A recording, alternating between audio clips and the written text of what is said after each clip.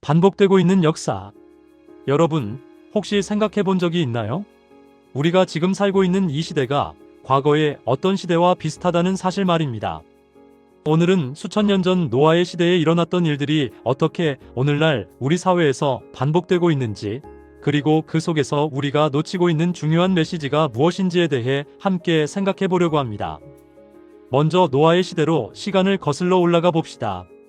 창세기의 기록에 따르면 그 시대는 겉으로 보기에는 매우 아름답고 풍요로운 세상이었습니다.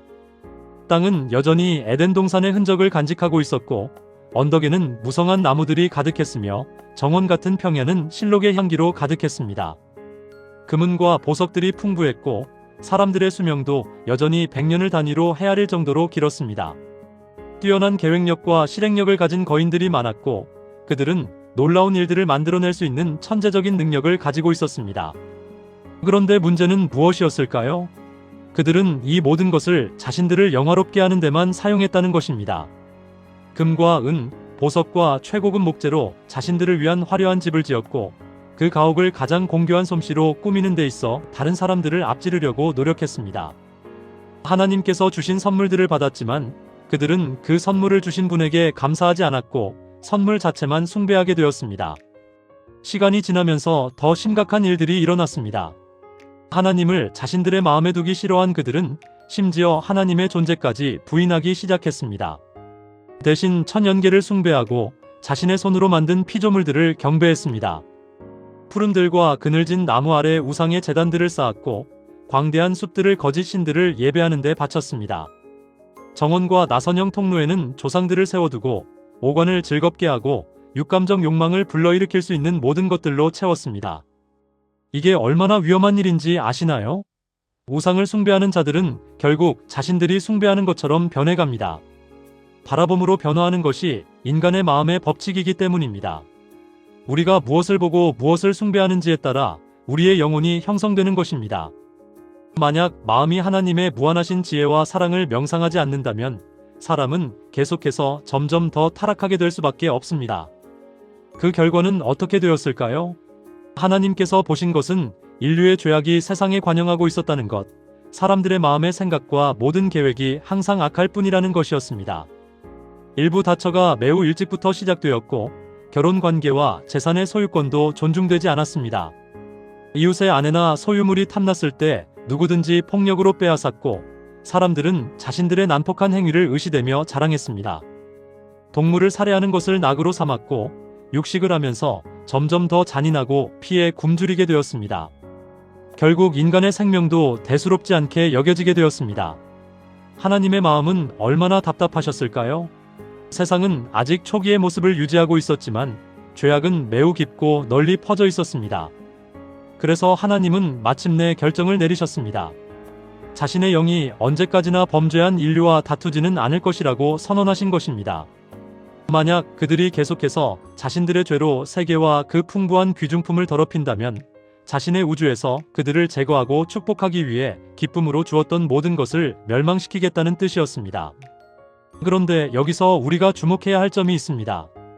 도처에 횡행하는 부패 가운데서도 무드셀라와 노아와 다른 많은 사람들은 참 하나님에 관한 지식을 간직하며 도덕적 사악의 조수를 막아보려고 노력했다는 것입니다. 하나님은 절망하지 않으셨습니다. 대신 노아라는 한 사람을 선택하셨고 그에게 방주를 짓도록 지시하셨습니다. 홍수 120년 전부터 노아는 방주를 건축하기 시작했습니다. 엄청난 크기와 복잡한 구조의 이 건축물을 짓는 것은 얼마나 힘들었을까요?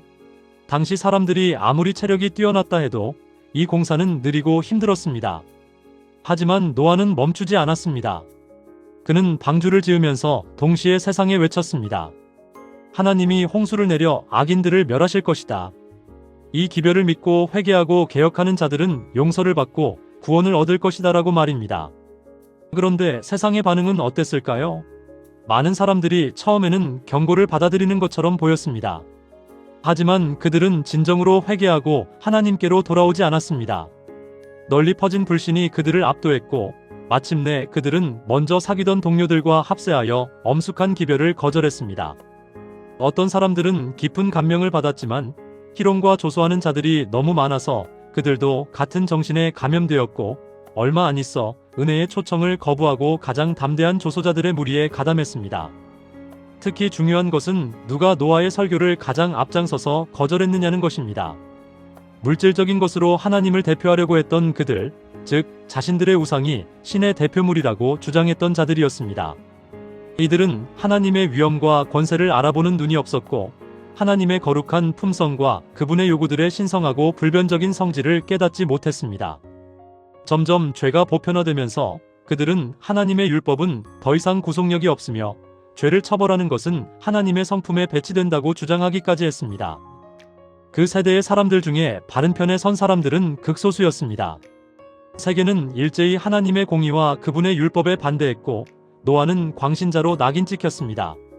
사단은 당시에도 너희가 결코 죽지 아니하리라는 거짓말을 반복했고 세상의 유명한 위인들과 현인들도 같은 말을 했습니다.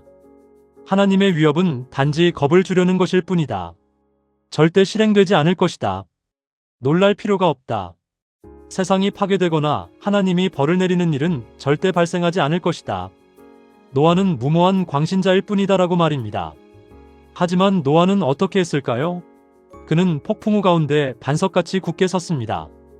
대중의 멸시와 조롱에 둘러싸였지만 그는 거룩한 성실과 확고부동한 충성을 나타냈습니다. 방주를 짓는 동안 내리치는 망치질 하나는 백성들에게 한 증거였습니다. 120년 동안 그의 엄숙한 음성이 그 세대의 사람들의 귀를 울리고 있었고 하나님과의 연결이 그를 무한하신 능력 안에서 강하게 만들었습니다. 결국 방주는 완성되었습니다. 모든 것이 하나님의 지시대로 준비되었습니다. 이제 노아는 백성에게 마지막으로 엄숙한 호소를 했습니다. 말로 표현할 수 없는 애절한 열망으로 그는 그들에게 간청했습니다. 찾을 수 있는 동안에 피난처를 구하세요라고 말입니다. 하지만 다시 한번 그들은 그의 말을 배척하고 농담과 조소의 소리를 높였습니다. 그리고 나타난 광경은 정말 놀라웠습니다. 갑자기 조롱하던 군중이 침묵에 휩싸였습니다. 각종 짐승들, 가장 사나운 짐승에서 온순한 짐승들이 산과 숲에서 나와 조용히 방주를 향하여 걸어갔습니다. 급한 바람 같은 소리가 들리면서 사방에서 새들이 날아들어왔는데 그들의 수는 하늘이 어두워질 정도였고 질서정연하게 방주로 들어갔습니다. 동물들은 하나님의 명령을 순종했지만 사람들은 불순종했습니다. 세상 사람들은 놀라움과 공포로 이 광경을 바라봤습니다. 철학자들을 불러서 이 현상을 설명하려고 했지만 헛수고였습니다. 하지만 사람들은 빛을 계속해서 거절했기 때문에 마음이 강팍해져 있었습니다. 태양이 여전히 영광스럽게 빛나고 땅이 여전히 아름답게 보였을 때 이들은 소란한 활락으로 자신들의 마음에 떠오르는 두려움을 없애버렸습니다. 너와 내 온 집은 방주로 들어가라는 명령이 내려졌고 노아와 그의 가족이 방주에 들어갔습니다. 노아의 경고가 세상 사람들에게는 거절을 당했지만 그의 감화와 모본이 그의 가족에게는 복된 결과를 가져왔습니다. 얼마나 놀라운 일입니까? 한 사람의 충성과 성실이 자신의 전 가족을 구원할 수 있다는 것입니다. 여호와께서 그를 닫아 넣으셨습니다. 눈부신 섬광이 나타나고 번개보다 더 환한 영광의 구름이 하늘에서 내려와 방주문 앞에 떠돌았습니다. 무거운 문이 눈에 보이지 않는 손에 의해 천천히 닫혔습니다. 하늘의 인이 그 문에 찍혔습니다. 하나님이 그것을 닫으셨고 하나님만이 그것을 여실 수 있었습니다. 이제 방주 안에서 7일이 지나갔습니다. 그 7일 동안 폭풍우가 올 아무런 징조도 나타나지 않았습니다. 이 기간 동안 안에 있던 사람들의 믿음은 시험을 당했습니다. 하지만 밖의 세상 사람들에게는 승리의 때였습니다. 분명한 지체는 노아의 기별이 기만이었고 홍수는 절대 오지 않을 것이라는 그들의 신념을 더욱 굳게 해주었습니다. 짐승들과 새들이 방주에 들어가고 하나님의 천사가 문을 닫은 그 엄숙한 광경을 목격하고도 그들은 여전히 농담을 하면서 술을 마시고 흥청거렸습니다. 심지어 때를 지어 방주 주위에 모여 그 안에 들어가 있는 사람들을 비웃고 대담하게 난폭한 행위를 감행했습니다. 그러나 8째 날입니다. 검은 구름이 온 하늘을 덮었습니다. 나지막한 천둥 소리와 번갯불이 뒤따랐고 얼마 안 가서 큰 빗방울이 떨어지기 시작했습니다. 이것은 역사상 처음으로 비가 내려가는 경험이었습니다. 그들은 이런 것을 전혀 본 적이 없었기에 마음은 공포에 휩싸였습니다. 모든 사람들이 수군거렸습니다. 혹시 노아가 옳았던 건 아닐까? 혹시 우리가 멸망당할 운명에 있는 건가? 하늘은 점점 더 어두워졌고 내리는 비는 점점 더 빨라졌습니다. 짐승들은 공포로 미친 듯이 돌아다니고 그들의 울음소리는 시끄러웠습니다. 그때 큰 기품의 샘들이 터지며 하늘의 창들이 열렸습니다. 물은 구름 가운데서 거대한 폭포들을 이루어 쏟아지는 것처럼 보였습니다. 강들은 범람했고 형언할 수 없는 강력한 힘으로 땅에서 물이 솟구쳐 올랐습니다. 큰 바위들은 수백 피트 공중으로 높이 치솟았다가 떨어지면서 땅속 깊이 묻혔습니다. 백성들은 그들이 만든 것들이 파괴되는 것을 처음으로 보았습니다. 화려한 가옥과 아름다운 정원과 우상을 세워두었던 삼림들이 번개로 인하여 파괴되고 파편들이 사방으로 흩어졌습니다. 제단들은 파괴되었고 그들은 살아계신 하나님의 권능에 떨며 깨달았습니다. 자신들의 부패와 우상 숭배가 자신들의 멸망을 초래했다는 것을 말입니다. 폭풍우가 점점 더 거세져 갔습니다. 나무, 건물, 바위, 흙이 사방으로 나라가 흩어졌고 사람과 짐승의 두려움은 말로 표현할 수 없었습니다. 하나님의 권위를 무시했던 백성들의 울부짖는 소리가 폭풍우의 노호 가운데서 들렸습니다. 물이 계속해서 더 높이 불어오르자 사람들은 가장 높은 산으로 피난했습니다. 어떤 사람과 짐승은 발 디딜 곳을 차지하기 위해 싸우다가 둘 다 휩쓸려 갔습니다.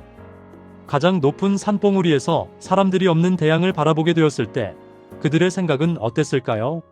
하나님의 종의 엄숙한 경고가 더 이상 조소와 희롱의 대상으로 보이지 않았습니다. 멸망당할 수밖에 없는 그 죄인들이 자신들이 무시해왔던 그 구원의 기회를 얼마나 사모했을까요? 한 시간의 유예를 해주세요. 또 한 번의 긍휼의 특권을. 노아의 입술에서 나오는 초청을 다시 듣고 싶습니다라고 울부짖었을 것입니다. 하지만 자비로운 긍휼의 음성은 더 이상 들려오지 않았습니다. 공에 못지않게 사랑도 하나님의 심판이 죄를 제어해야 할 것을 요구했습니다. 복수의 물결이 마지막 피난처를 휩쓸었고 하나님을 멸시하던 자들은 깊은 물속에 빠져 죽었습니다. 그런데 여기서 우리는 매우 중요한 질문을 해야 합니다. 이 일이 과거의 역사일 뿐일까요? 아니면 오늘날 우리에게도 뭔가를 말하고 있는 것은 아닐까요? 성경은 명확하게 말합니다. 또 하나의 폭풍우가 다가오고 있다고. 세상은 다시 하나님의 진노에 휩쓸릴 것이고 죄와 죄인들은 멸망당할 것이라고 말합니다. 그리스도께서는 홍수전의 노아가 방주에 들어가던 날까지 사람들이 먹고 마시고 장가들고 시집가고 있으면서 홍수가 나서 저희를 다 멸하기까지 깨닫지 못하였으니 인자의 임함도 이와 같으리라고 말씀하셨습니다. 혹시 우리가 지금 살고 있는 이 시대가 정말 그와 같은 시대는 아닐까요? 홍수 전 세계의 멸망을 불러들인 죄들이 오늘날에도 존재합니다. 하나님을 두려워하는 생각이 사람들의 마음에서 사라지고 있습니다. 그분의 율법은 무관심과 멸시를 받고 있습니다. 우리의 이 세대는 노아 시대만큼이나 크게 세속화되었습니다. 당시 사람들을 정죄하지 않으신 것이 먹고 마신 것 자체가 아니었다는 것을 아시나요? 하나님은 그들의 육체적 필요를 공급할 수 있는 땅의 소산들을 풍부하게 주셨습니다. 그들의 죄는 주신 분께 감사드림 없이 이 선물들을 취한 것, 그리고 식욕을 자제하지 못하고 방종함으로써 자신들을 타락시킨 데 있었습니다. 결혼하는 것도 합법적이었습니다. 하나님께서 제정하신 제도였거든요. 하지만 그들은 그것을 정욕을 채우는 수단으로 전락시켰습니다. 오늘날의 상황도 매우 비슷합니다. 그 자체로는 합법적인 것이 지나치게 방종되고 있습니다. 식욕은 자제됨 없이 방종되고 있습니다. 그리스도를 따르는 자라고 공언하는 사람들이 취한 사람들과 함께 먹고 마시면서 자신의 이름은 존중받는 교회 농명책에 올려놓고 있습니다. 부절제는 도덕적 능력과 정신적 능력들을 마비시키고 보다 저급한 정욕들에 탐닉하는 길을 준비합니다. 사치는 사회의 각계각층에 퍼져 있습니다. 그 사치와 허영을 위해 성실성을 희생하고 있습니다. 속히 부자가 되려는 사람들은 공의를 굽게 하고 가난한 자를 압제합니다. 신문 지면을 보면 살인에 관한 기사로 가득합니다. 그 범죄들은 너무나 잔인하고 까닭없는 것이어서 인류의 모든 본능이 말살된 것 같아 보입니다. 그런데도 이런 잔악행위들은 너무도 흔히 발생되어 논평의 대상이 되거나 경악을 일으키는 일도 거의 없습니다. 무정부주의 정신이 각국에 퍼지고 있습니다. 세계를 공포의 도가니로 몰아넣는 폭동들은 통제를 벗어나면 세상을 재난과 황폐로 채우게 될 갇혀있는 정욕과 무법의 불의의 징후에 지나지 않습니다. 현 사회는 성경에 기록된 홍수전 세계의 상황으로 신속히 빠져들어가고 있습니다. 하지만 여기서 포기하면 안 됩니다. 역사는 우리에게 희망의 메시지도 주고 있습니다. 홍수전에 하나님께서는 백성들이 회개하여 임박한 멸망을 피할 수 있도록 하기 위해 노아를 보내어 세상을 경고하셨습니다. 마찬가지로 오늘날도 그리스도의 재림의 시기가 가까워짐에 따라 주께서는 그 큰 사건을 위하여 준비하도록 당신의 종들을 보내시사 세상을 경고하고 계십니다. 많은 사람들이 하나님의 율법을 범하는 생애를 살고 있습니다. 하지만 지금도 하나님은 긍휼 가운데서 당신의 신성한 계명에 순종하도록 모든 사람을 부르고 계십니다. 하나님께 대하여 회개하고 그리스도를 믿는 믿음으로 말미암아 자신의 죄를 버리는 자들은 모두 용서를 받습니다. 당신은 아직도 선택할 수 있습니다. 홍수전 세상의 수많은 사람들 중에 단 8사람만 하나님의 말씀을 믿고 순종했습니다. 120년 동안 의의 설교자는 다가오는 멸망에 대해 세상을 경고했습니다. 그의 기별은 거절과 멸시를 당했습니다. 하지만 그 8명은 달랐습니다. 우리의 선택은 무엇일까요? 역사가 반복되는 이 시대에 우리는 무엇을 선택할 것인가요? 조롱하는 대중의 흐름을 따라 노아처럼 보일 것인가요? 아니면 그 8명처럼 묵묵히 불순종의 세상 속에서 하나님의 말씀에 순종할 것인가요? 주의 날이 도적같이 오리니라고 성경은 경고합니다. 그날이 오기 전에 우리는 지금 우리가 무엇을 숭배하고 있는지 깊이 생각해 봐야 합니다. 철학자들이 물로 세상이 멸망할 수 없다고 선언했을 때도 노아의 기별은 기만으로 여겨졌습니다. 하지만 물의 원천을 만드신 분, 그 법칙들을 제정하고 통제하시는 분은 자신이 만든 것들을 자신의 목적을 이루는 데 사용하실 수 있습니다. 위인들과 현인들이 물로 세상이 멸망할 수 없다고 증명하고 득의에 차 있을 때 바로 그때 하나님의 정하신 때가 다가왔습니다. 오늘날도 과학자들이 자연의 법칙을 들며 말합니다. 하지만 자연계를 만드신 하나님은 자신의 목적을 성취시킬 수단이 없어서 어쩔 줄 몰라 하는 분이 아닙니다. 우리가 우리의 뽐내던 모든 철학에도 불구하고 우리의 지혜는 어리석다는 것을 깨닫는 것은 너무도 늦을 수 있습니다. 우리가 살펴본 바와 같이 노아 시대의 사람들이 하나님의 경고를 믿고 회개했더라면 주께서 후에 니느웨에서 행하신 것처럼 그분의 진노를 돌이키셨을 것입니다. 그들이 양심의 견책과 하나님의 예언자의 경고를 받아들였다면 다른 결말이 있었을 것입니다. 하지만 그들은 그렇게 하지 않았습니다. 그들의 은혜의 기간은 끝났고 멸망의 때는 무르익었습니다. 지금 이 순간 우리는 어디에 서 있을까요? 우리의 은혜의 기간은 여전히 열려 있습니다. 여전히 선택할 수 있는 시간이 있습니다. 우리가 할 수 있는 것은 무엇일까요? 첫 번째, 우리 자신의 마음을 점검해야 합니다. 우리는 무엇을 숭배하고 있는가요? 돈인가요? 명예인가요? 쾌락인가요?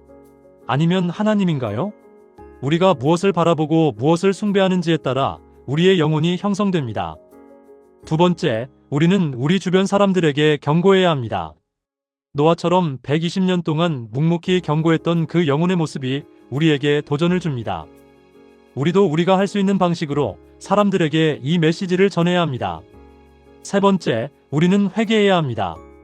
지금 하나님은 여전히 말씀하고 계십니다. 내게로 돌아오라. 너의 죄를 버리고 나를 따르라고 말입니다. 그리스도를 통한 구원의 길은 여전히 열려 있습니다. 결론적으로 역사는 반복됩니다. 하지만 우리는 역사에서 배울 수 있습니다. 노아 시대의 사람들이 경고를 무시했던 결과를 우리는 알고 있습니다. 우리는 그들과 같은 실수를 반복할 필요가 없습니다. 이 시간 당신에게 묻습니다. 당신은 어떤 선택을 하시겠어요? 그 8명 중 한 사람이 되시겠어요? 아니면 조롱하는 대다수 속에 머물겠어요? 가서 너희 집으로 돌아가고 싶은 마음이 없나요? 라는 그 영원한 초청이 여전히 당신에게 향하고 있습니다. 지금이 바로 우리가 선택해야 할 때입니다. 역사는 반복될지 모르지만 우리의 선택은 우리의 미래를 결정합니다.